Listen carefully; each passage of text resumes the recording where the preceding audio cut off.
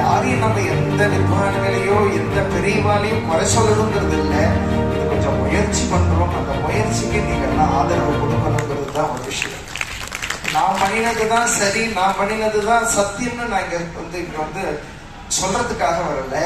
இது மூலியமா live telecast போயிட்டு இருக்கக்கூடிய சங்கீத வித்வான்கள் ரசிகர்களுக்கு அத்தனை பேருக்கு சேர்த்து சொல்றேன். இது ஒரு பொக்கிஷமாக வச்சுக்கணும். எந்த இடத்துல வால்மீகி பகவான் தான் பண்ணின ஸ்லோகத்தை அனுபவிக்கணும்னு ஆசைப்பட்டாரோ அந்த இடத்திலேயே தியாகராஜ ஸ்வரூபம், வால்மீகி பகவான் தியாகராஜ ஸ்வரூபமாக இருக்கக்கூடிய இந்த இடத்துல ஆரம்பிக்கிறோம் முதல் பார்ட்டு.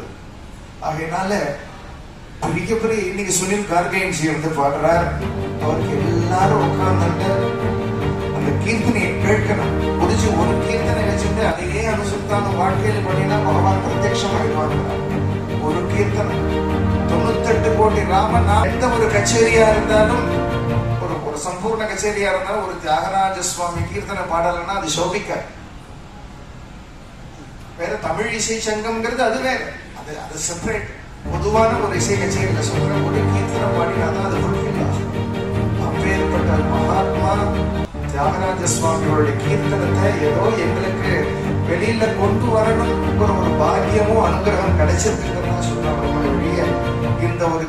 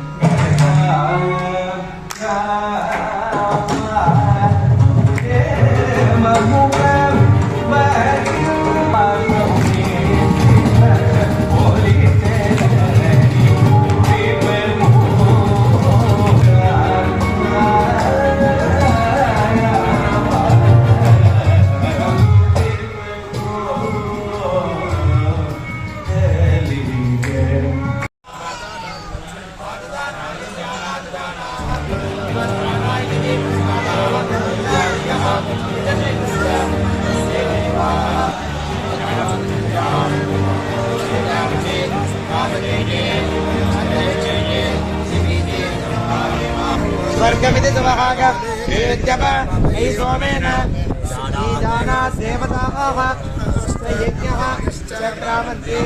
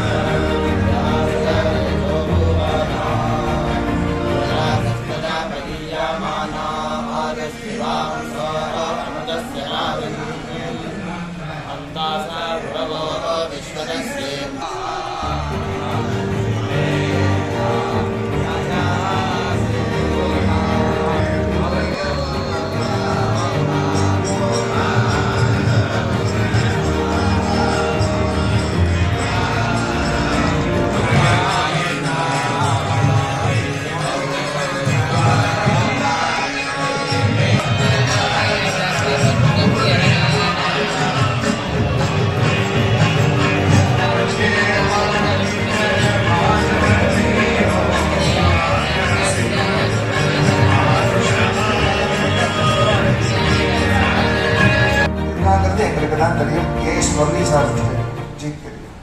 அவளுக்கு கொடுத்து அவளை பாட வச்சு அவளுக்கு ட்ரெயின் அப் பண்ணி அவளை ட்ரெயின் அப் பண்றோமோ இல்லையோ அவளுக்கு வேண்டிய ரொட்டேஷன்ஸ் இப்படி எல்லாம் ஒரு சின்ன ஒரு விஷயத்தை எடுத்து கொடுத்து அவளுக்கு பண்றோம் அப்படிங்கும் பொழுது உங்களுக்காக நமக்காக நாம பண்ணிக்கிறோம். அப்படிங்கிறதுனால இதை பார்த்துட்டு இருக்கக்கூடிய அத்தனை நேயர்களுக்கும் சொல்றோம், சதுர்வேத பாராயணம் அங்க நடக்கிறது. 4000 திவ்ய பிரபந்த பாராயணம் நடக்கிறது. அப்ப ராமாயண பாராயணம் பூர்த்தி ஆயிடுத்து. ஸ்ரீமத் 4000 திவ்ய பிரபந்தம் பாராயணம் மத்தியானம் 3 to 5 மணி. தியாகராஜ ராமாயணம் ஈரோடு பாலாஜி பாகவதர் ரொம்ப அருமையா சொல்றாரு. யாரும் விஸ்வநாதரும் அதி அற்புதமான ஒரு பெரிய கதாசிரவணம், கதா சத்சங்கம். அதை யாரும் மிஸ் பண்ணக்கூடாது. லைவ்லயாவது கேட்டுட்டு அதுக்கு நீங்க கேட்கிறவா லைவ்ல அதை கேட்கலான்னு உட்காந்துருக்கோ. எல்லாரும் இதை கேட்கணும். ரொம்ப ஒவ்வொன்றையும் செதுக்கிறார்.